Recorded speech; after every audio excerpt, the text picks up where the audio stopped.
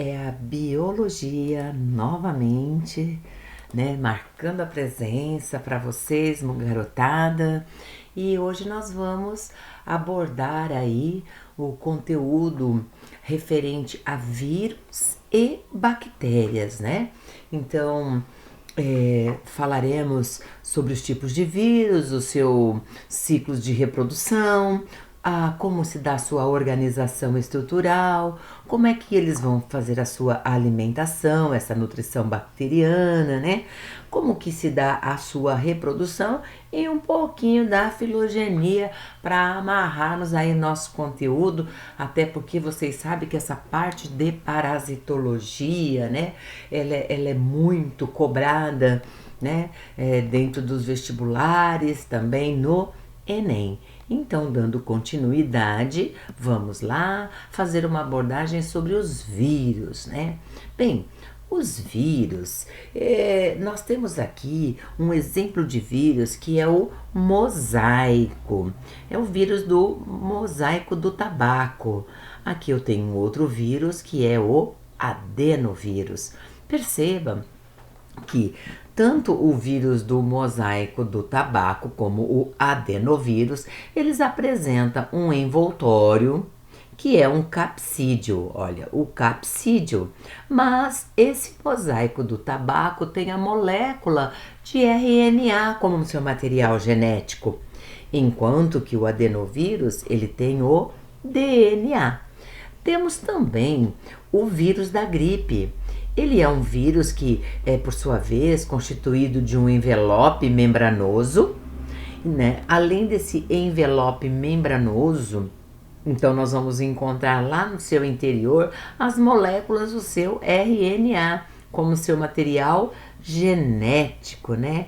E é envolvido também pelo capsídeo. Olha, ele também tem esse capsídeo, uma cápsula que envolve.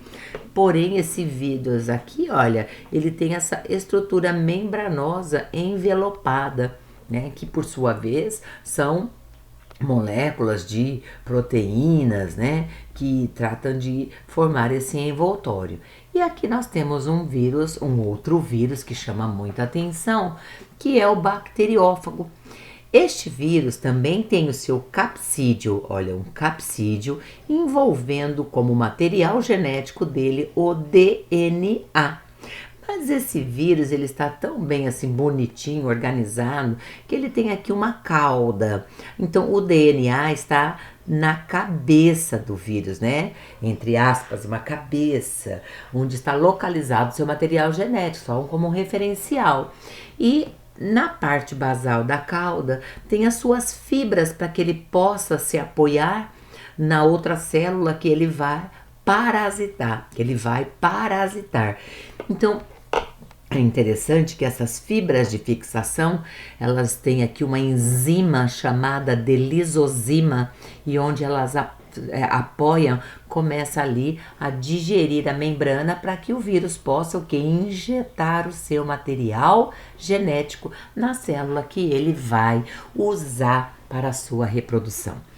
Chamando atenção de modo geral, este vírus tem RNA, este adenovírus, o DNA, o vírus da gripe, ele tem o seu RNA. E o vírus bacteriófago tem o DNA. Como vocês puderam observar, todos os vírus têm apenas um capsídeo proteico que envolve o seu material genético, mas o material genético é RNA ou o seu DNA. Bem, então, no caso, os vírus também, eles apresentam um ciclo, né? Qual é o ciclo de vida do vírus? Bem, então, esses vírus, eles vão fazer uma adesão. Como que é? O vírus, ele vai se aproximar de uma bactéria, ou seja, de qualquer uma outra célula que ele vai poder utilizar para se reproduzir, porque eles tanto podem se reproduzir em células de animais, né? Mas eles também podem parasitar as células de vegetais. E os vírus, como nós sabemos, ele depende de uma outra célula para concluir o seu ciclo Por quê? Porque ele não consegue se reproduzir sozinho. Olha, então aqui nós podemos observar um bacteriófago, o capsídeo, a cauda e as fibras, apoiadas, olha, apoiadas as fibras de fixação na parede da célula hospedeira ou da célula que vai ser parasitada.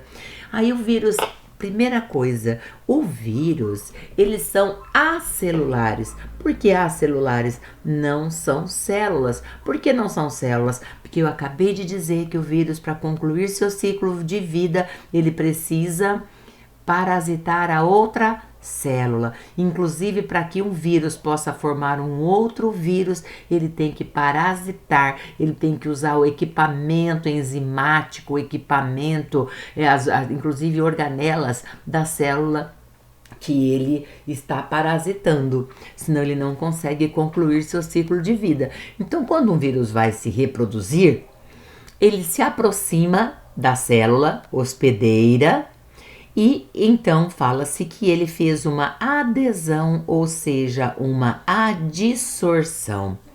E aí, esse vírus que apoia na célula que ele vai parasitar, o que ele vai fazer? Imediatamente, apoiado aqui as suas fibras de fixação, é como se ele desse uma pressionada aqui na cauda e introduzisse o material genético que está na sua cabeça. Esse vírus tem o DNA, então introduz o DNA nesta célula hospedeira. Aqui é a célula hospedeira com o seu DNA. Aqui é o vírus e ele está introduzindo o seu DNA. Quando ele aproximou, ele fez uma adesão ou uma adsorção. E aí, em seguida, o que ele fez? Introduziu o material genético que é chamado de penetração.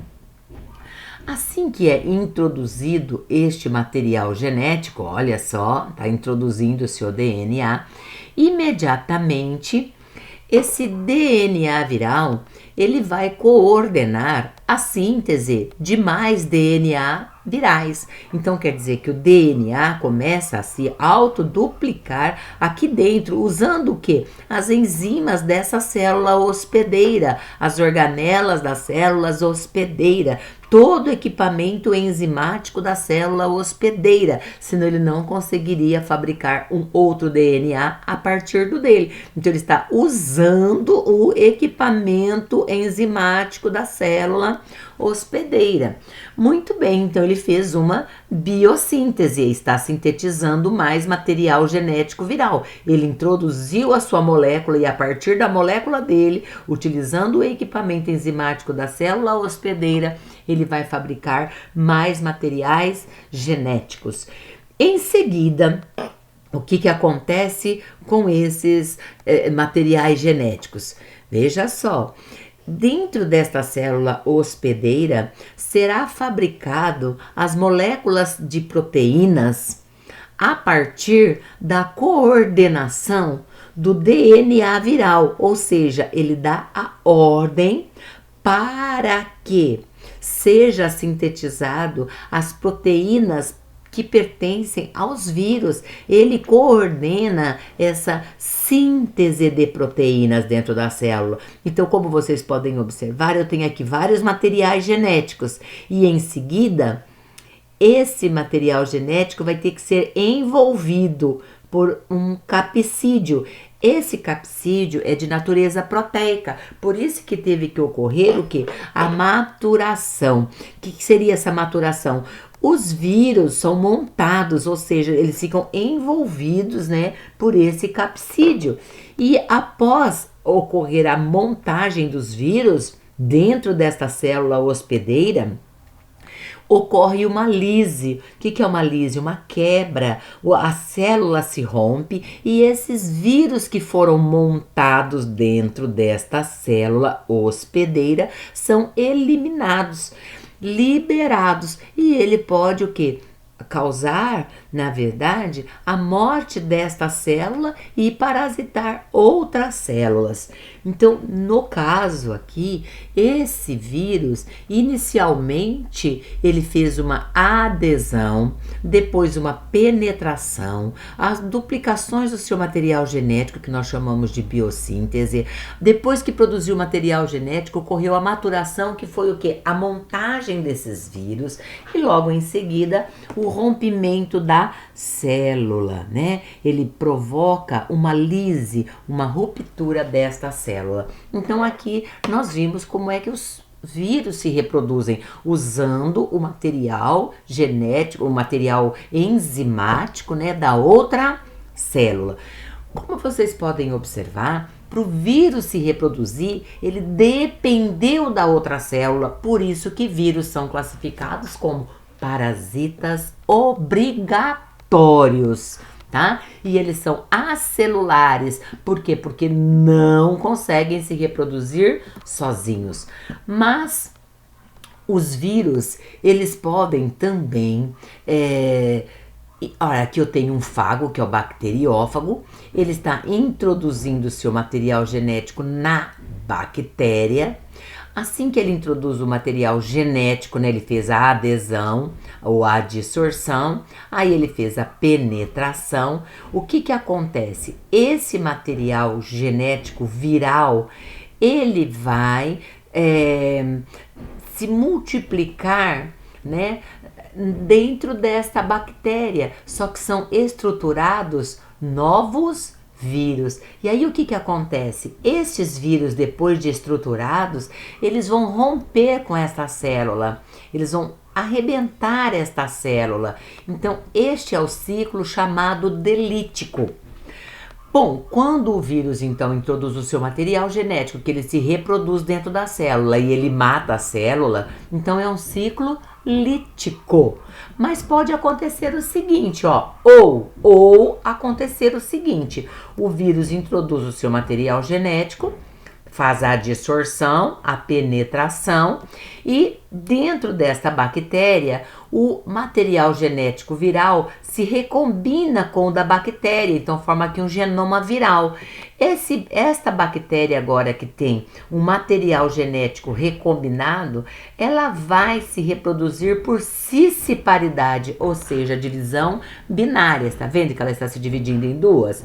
Mas o seu material genético sofreu uma recombinação, de modo que quando conclui aqui esta divisão, vai gerar o que? Bactérias, ó, vai gerar uma população de bactérias, né? Mas elas são portadoras de um material genético que pertencia a quem? Aos vírus. Mas chegou a matar essa bactéria? Arrebentou com essa bactéria? Não. Não, ela vai continuar se reproduzindo e originando essas bactérias que sofreram uma recombinação do seu material genético. Portanto, trata-se de um ciclo lisogênico. Então, o ciclo lítico difere do ciclo lisogênico. No lítico, ocorre uma lise da célula. Já no ciclo lisogênico, não vai acontecer a lise desta célula.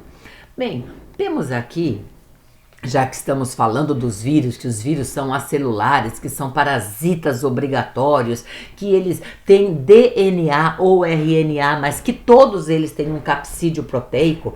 Então, lembrando que os vírus, quando adentram numa célula, eles vão usar o equipamento enzimático, as organelas da célula hospedeira.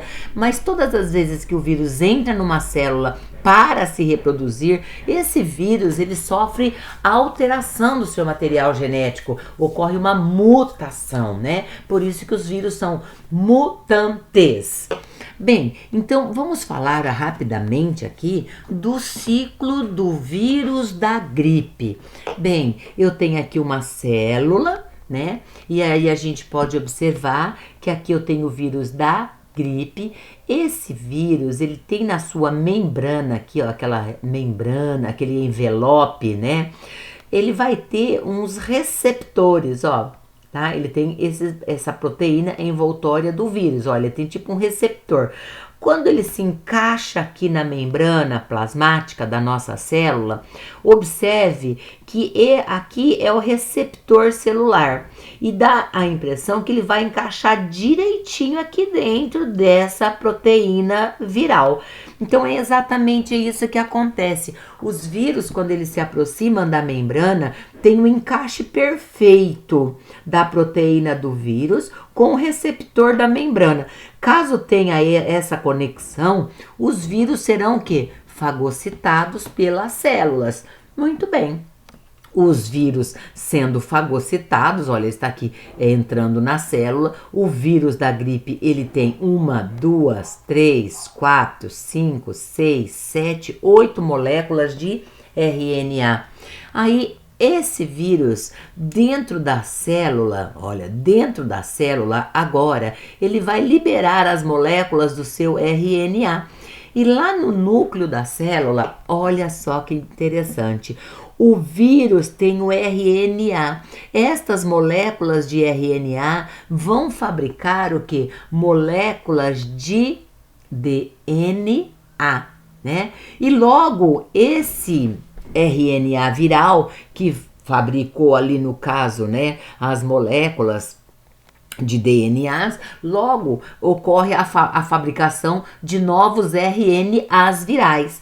E o que acontece? Esse vírus, quando ele entra na célula, olha, ele entrou com molécula de RNA viral. Aqui dentro foram fabricadas novas moléculas de RNA viral, né? Porque aqui nós podemos observar que são feitas cópias desse RNA viral e em seguida ele coordena a síntese de proteínas. Como já tem bastante RNA viral, agora vai envolver esses RNAs virais, que são 8 dentro de cada vírus, mas para envolver vai precisar produzir proteína. É aí que o RNA mensageiro tem o que? A receita de como deve ser a proteína para formar esse envoltório do vírus. E vocês sabem que quem sintetiza a proteína são as organelas, o que?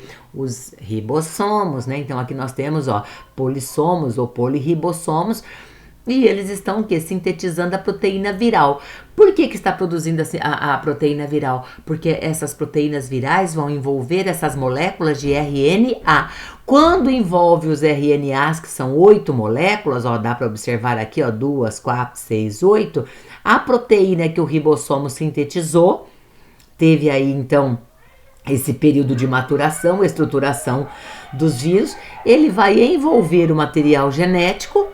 E esse vírus agora vai arrebentar a célula, ele vai provocar uma lise, arrebenta esta célula hospedeira e ele vai ficar livre na circulação, ou quando a pessoa espirra ou tosse, libera os vírus, né, e ele vai entrar num outro organismo e reiniciar seu ciclo reprodutivo. Então veja, a multiplicação desse material genético viral, né, se dá devido que a incorporação, né, de proteínas virais à membrana celular. Logo vai ocorrer o que? O empacotamento, ó, o empacotamento desse material genético. E aí ela vai, em seguida a célula vai eliminar esses vírus que foram formados. Mas nós precisamos também abordar aqui o ciclo do HIV, né? Que é o vírus da imunodeficiência adquirida. Vocês sabem que as nossas células, como por exemplo os nossos glóbulos brancos, os nossos linfócitos, eles é que vão fazer a defesa no nosso corpo. E para fazer a defesa, quando entra um micro-organismo, o que os nossos glóbulos brancos fazem? Eles deslocam do capilar para o local onde está o parasito, né? Ele faz uma diapedese. E aí a tendência dos nossos glóbulos brancos é o quê? Fazer uma fagocitose. Mas lembrando que para fazer essa fagocitose, O vírus, olha só, o vírus, ele vai se aproximar da célula. Na membrana do vírus tem a proteína viral e na membrana das células hospedeira tem o receptor. Então tem que ter aqui um encaixe, né? Olha, um encaixe para que ele possa fazer a adesão ou a adsorção e em seguida ele penetrar na célula. Mas, gente, o vírus HIV ele tem um capsídio, né? E ele vai, esse envoltório, um capsídio proteico, e dentro ele tem a molécula do RNA e ele tem uma enzima que é chamada de transcriptase reversa. Subentende-se que por que transcriptase reversa? Porque a partir do RNA vai ser fabricado moléculas de DNA. Então, o vírus, né, ele tem os receptores de membrana e aqui ele vai então aderir à membrana plasmática. Aqui está já o vírus bem fazendo a adsorção, a proteína viral vai se encaixar aqui nos receptores da membrana. Em seguida, essa membrana aqui, que é lipoproteica do vírus, olha só, né, esse vírus já fez a fixação e agora ele vai penetrar na célula. Penetrando na célula, ó, o capsídio, ele vai penetrar na célula, mas o envoltório não. O envoltório lipoproteico não vai.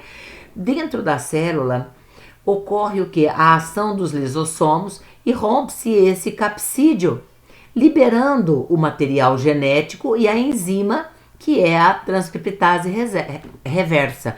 Então, libera-se inicialmente o RNA. Esse RNA começa a fabricar o DNA. O RNA produz o DNA do vírus. Muito bem.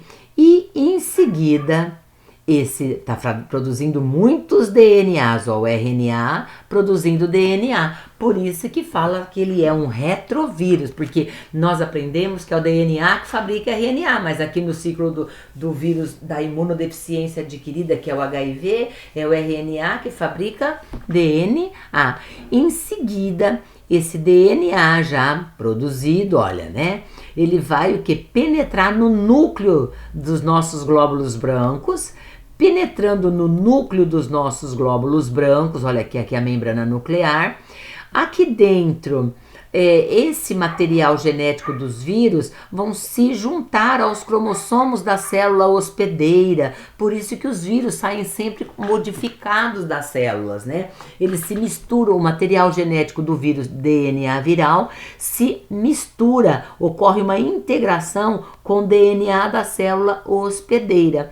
E em seguida será então fabricado aí, olha, os provírus, né? Muito bem. Esses DNAs agora liberam moléculas de RNA, que entrou aqui RNA? O RNA fabricou DNA, DNA fabricou agora o RNA viral. Esse RNA viral que está pronto agora vai ter que ser envelopado.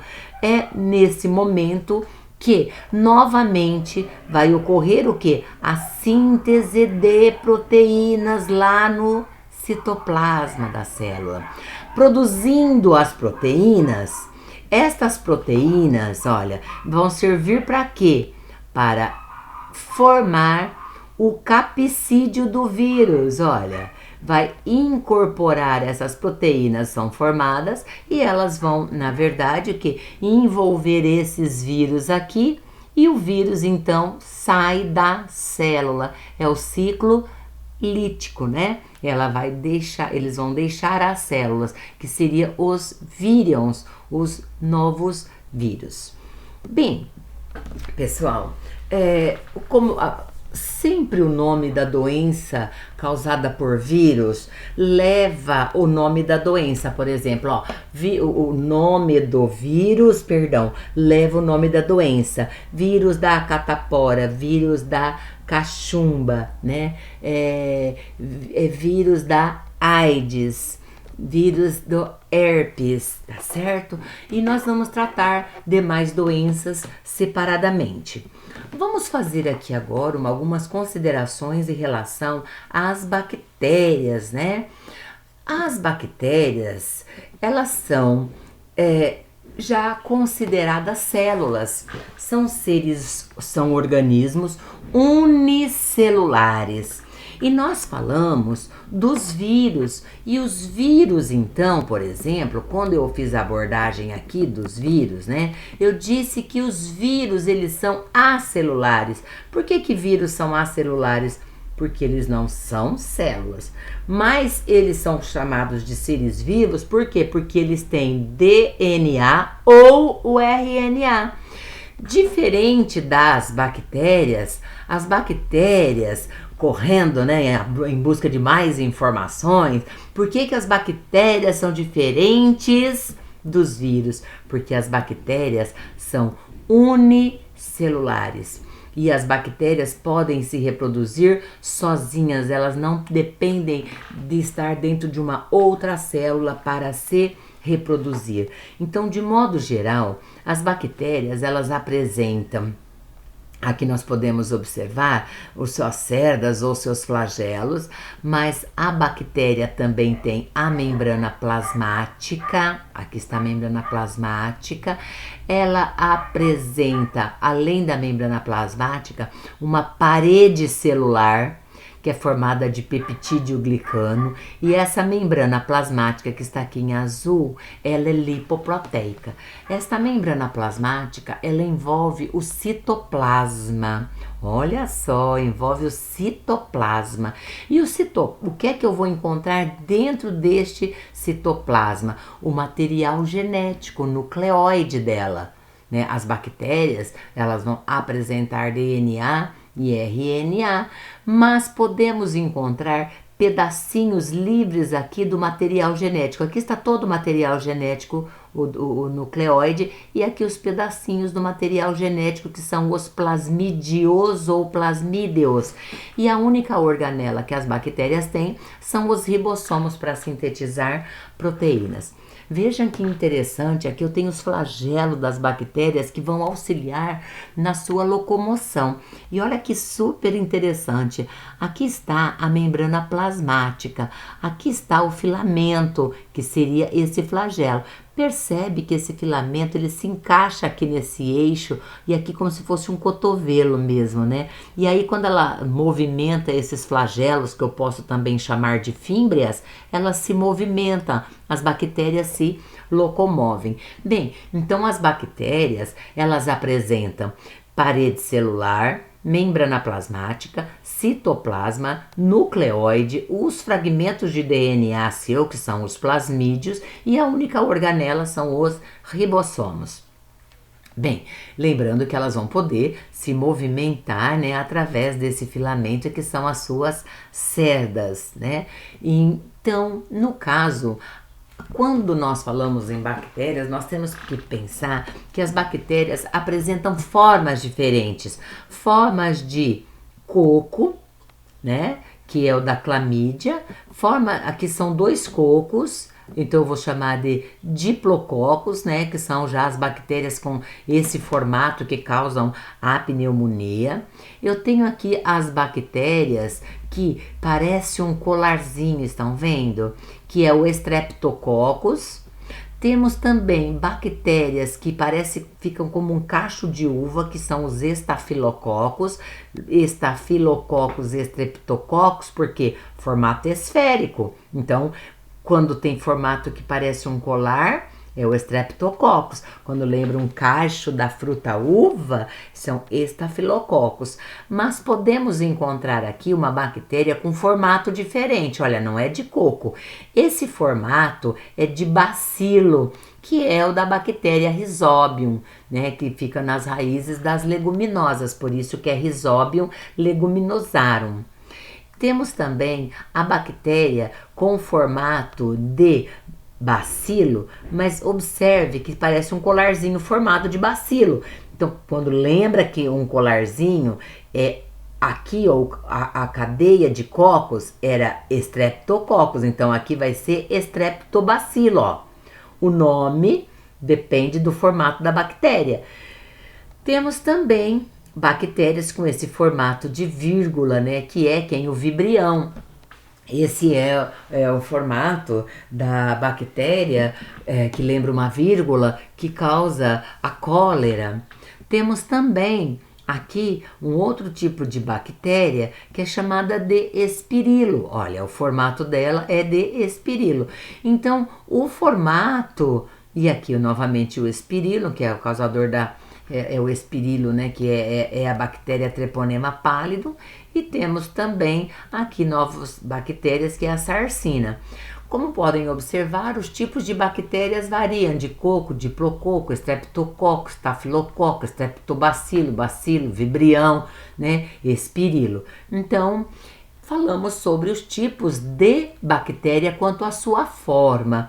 Mas nós temos aqui, olha, alguns exemplos de bactérias, como por exemplo, Diplococcus, que causa pneumonia, a clamídia, né, que causa doenças sexualmente transmissíveis. Nós temos a Haemophilus influenza, que causam doenças respiratórias, né? Temos também a leptospira, que provoca a leptospirose, que é encortada na urina do rato. E temos o vibrião colérico, que ele provoca a doença cólera. Em relação à alimentação das bactérias, já que elas são unicelulares, essas bactérias são capazes de se reproduzir sozinhas. As bactérias são importantes para nós porque muitas bactérias, elas são utilizadas no processo de fermentação, como os bacilos. Muitas bactérias fermentam o leite e aí forma assim aquele coalho que nós usamos para coalhar o leite, para fazer o queijo.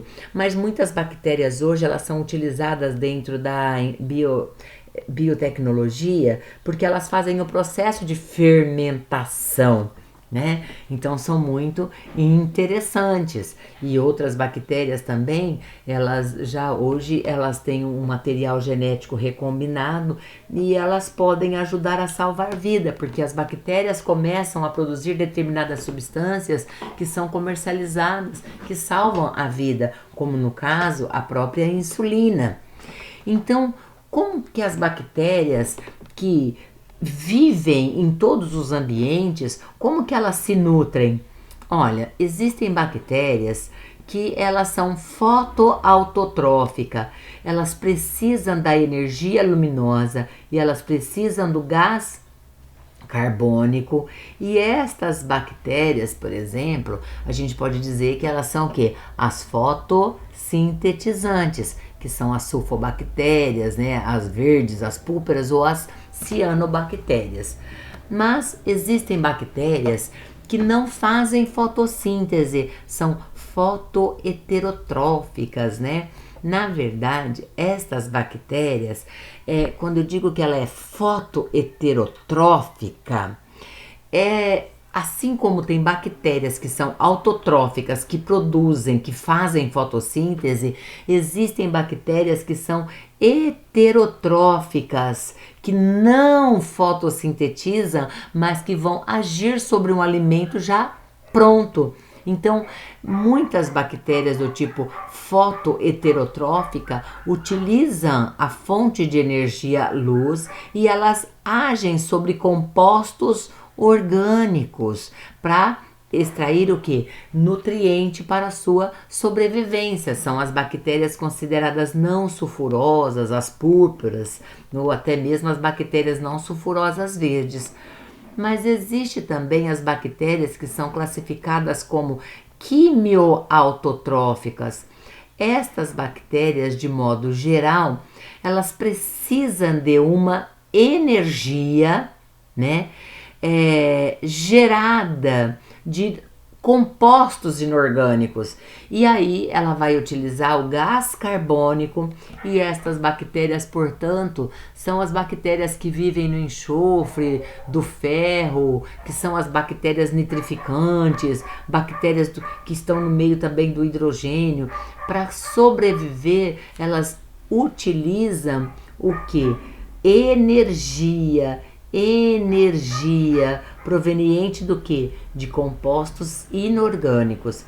Já as bactérias quimioheterotróficas, estas bactérias, elas vão precisar de energia, e a sua fonte de energia será quem? Os compostos orgânicos. Olha, os compostos orgânicos, enquanto que as quimioautotróficas tem como fonte de energia os compostos inorgânicos, elementos que não têm o carbono, né? E aí a fonte de carbono para estas bactérias quimioheterotróficas são os compostos orgânicos, né? E aí então estas bactérias, como vocês podem ver, bactérias podem ser autotróficas, heterotróficas, quimioautotróficas ou quimioheterotróficas. E as bactérias se reproduzem? Sim. Como que elas podem se reproduzir?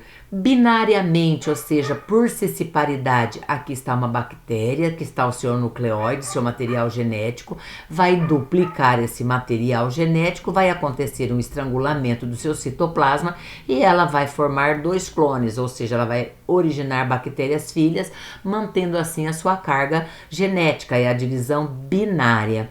Porém, as bactérias também podem se esporular, que é o que acontece quando elas perdem a água, se desidratam, e é uma forma também de resistência que elas têm. Então aqui eu tenho a bactéria, né, o seu nucleóide, seu material genético, como ocorreu essa desidratação, ele vai havendo a formação aqui de um esporo, né, e esse conteúdo todo aqui entra num processo de degeneração e fica um esporo livre, né, com essa cápsula aqui vazia, mas isso aqui é uma forma de resistência, pode ficar no ar. Tem muitas bactérias que a gente entra no ambiente, a gente fala tem que ter cuidado, que está contaminado, porque tem os esporos que estão ali, que seria uma forma de reprodução das bactérias. Bem, mas as bactérias também são capazes de se reproduzir sexuadamente. Como assim? Observem aqui que eu tenho duas bactérias, né? E uma delas, as bactérias vão se aproximar. Olha, elas se aproximam, forma entre elas uma ponte citoplasmática. E o fragmento, então, de uma bactéria vai passar para a outra. Está vendo aqui? Há um deslocamento de material genético desta bactéria para esta. Esta é a doadora, essa é a receptora. E esta bactéria aqui, portanto, agora, eles vão fazer parte do genoma desta bactéria. Então, ela adquiriu uma característica diferente, porque aqui teve uma conjugação, uma passagem de material genético desta para esta, e aí ele vai se acoplar ao material desta outra bactéria. Se ela for se reproduzir por sessiparidade, agora ela vai duplicar seu material genético e vai se dividir em duas, esta bactéria terá esse material genético que era desta célula doadora. Então houve aqui neste tipo de reprodução por conjugação, lembrando que na conjugação forma-se essa ponte citoplasmática, essa mistura de material genético. Bom, e conforme nós podemos observar na figura anterior, na recombinação genética que acontece entre as bactérias, vai ter o contato entre as duas células, né, através do que? De uma ponte. E aí elas vão trocar de material genético. Esse material genético, por exemplo, que foi transferido, ele vai se acoplar ao material genético da bactéria. Então, por exemplo, aqui eu tenho a célula doadora, que é a positiva, a célula receptora, que é F-, negativa. O que a gente percebe? Que essa doadora aqui, olha, entre eles, formou-se uma ponte citoplasmática, né? E liga a F2, a F positiva, a F negativa. Imediatamente, esse esse pelo aqui, que é a ponte citoplasmática, né, formou na verdade aqui uma região de conexão, uma conjugação, e a gente percebe então que um fragmento dessa bactéria, que é a F positiva, se desloca através dessa região aqui, que é o pelo, né, passa, ou a ponte citoplasmática, passa para esta outra bactéria. Olha, a fita dela está aqui. Quando essa fita então passa para essa F, novas fitas de DNA vão complementar a esse da bactéria, tá? Então, quer dizer, ele compartilhou material genético. Então, é interessante que esse pedacinho aqui do seu DNA, ou seja, o seu plasmídio, ele vai se tornar agora uma célula F2, porque apresenta o plasmídio de F positivo e aqui é o F negativo. Então, esse plasmídio transferido, ele vai se tornar o quê? Esférico ou circular, e a célula que é a F negativa torna-se uma célula que é F positiva, porque ela recebeu material genético. Lembrando que aqui ela era positivo e essa era negativo. O que ele fez? Transferiu o plasmídio para essa bactéria que era o F negativo. Então, ela se torna o quê? F positiva. Tá bem? Bom, e falando um pouquinho da filogenia, como é que estão as bactérias, né? As bactérias, elas estão agrupadas da seguinte forma. Como nós vimos, as bactérias, ela tem um material nucleóide disperso no seu citoplasma. Então, as bactérias são todos seres procariontes, né? Mas as bactérias, elas podem ser as bactérias ou as arqueas-bactérias. Bom, lembrando que os eucárias são os que têm núcleo organizado, são os seres eucariontes. As algas, os fungos, os protozoários, os vegetais, os animais. As árqueas são as bactérias encontradas nos mais diferentes meios, né? Que são as bactérias que vivem em água salgada, são as bactérias que vivem no meio do metano, né? No meio do enxofre. E nós temos as bactérias, tanto essas bactérias que nós acabamos de trabalhar, como as bactérias que vivem nas crateras, nas bordas dos vulcões, nas fontes termais, dentro d'água, né, que a gente pode encontrar. Todas as bactérias são seres procariontes. Então a gente pensa assim, nossa, a bactéria é tão perigosa. Olha, nós temos que pensar que as bactérias, elas têm a importância delas. Qual que é a importância das bactérias? Gente, se não fossem as bactérias, o mundo seria inabitável. Nada, não teria mais espaço para nada nessa vida. Por quê? Porque as bactérias são agentes decompositores. Mas as bactérias são importantes porque elas podem provocar uma fermentação do leite, e o leite coalhado faz o queijo. Não é? Nós temos a fermentação lática, a fermentação acética, a fermentação alcoólica. São todos resultados do processo de fermentação. Bem, pessoal, nós juntamos aí um pouquinho das bactérias, né? E também dos vírus, certo? E falaremos num outro momento sobre as doenças, né? Vamos falar sobre as doenças causadas pelas bactérias e pelos vírus.